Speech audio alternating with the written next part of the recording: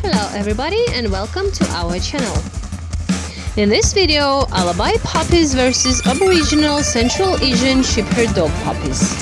And you will see a comparison of puppies of Aboriginal cats with puppies of kennel breeding, which are very often called Alabai, although this is not correct, but this is a different story for different video.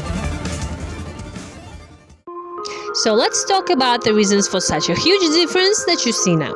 While the Aboriginal Central Asian Shepherds, which for more than 4,000 centuries have not changed their appearance much, and the kennel-bred Central Asian Shepherds, which have changed almost beyond recognition of the breed itself in about 90 years.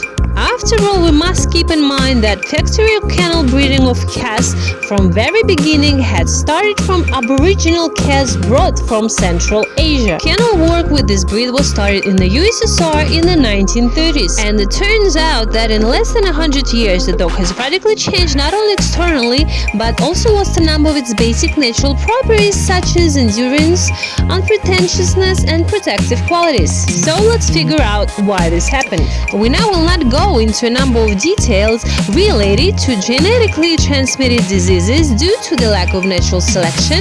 This is our topic for a separate video. Here we want to draw your attention to how important it is not to overfeed these puppies from the very first moment of complementary feeding. And in order for us to understand which is the right way of feeding wolfhound puppies, let's look how it is going at their homeland in Central Asia, for example in Tajikistan. After a female has fattened her puppies with milk for about 1 month, then she gets some food and regurgitates parts of it to her puppy. But the main thing here is the understanding that shepherds do not feed a female with puppies on purpose, do not give her vitamins, and so do not do anything unusual. This means that the female gets the main food for herself and puppies by her own. Also, you will not see bowls with food for puppies 5-7 times a day, or just a huge bowl with the constantly lying dry food in the homeland of the Aboriginal dogs and flocks. This is all about the fact that the food resource of a female with puppies and the puppies themselves is very limited. And sometimes it happens that the female is lucky and she gets a lot of food, and then her puppies look more or less well fed for a while, but still this fatness does not go to any comparison with factory puppies' fatness. And sometimes there are years when the female at homeland gets very little food and she and her puppies do not have enough food, and they often look very thin. But nevertheless, puppies even with excessive thinness are always active. And it is also important to understand that the lack of a food resource encourages puppies to learn to forage for themselves. And as you know, only the strongest survives in nature, and the same happens in the homeland of these Aboriginal dogs. So let's summarize. Puppies at home in the flocks of Tajikistan get a limited amount of food.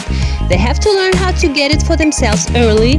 They start hunting at very young age, and when they do, they quickly develop the necessary tools for hunting such as scent, dexterity, flexibility, speed, reactions, etc. In the next video, we will continue the conversation about the difference in the breeding of puppies of Aboriginal and factory dogs. We will be very glad if you appreciate our work. Please like it, write your opinion in the comments, and do not forget to subscribe so as not to miss the second part of this video.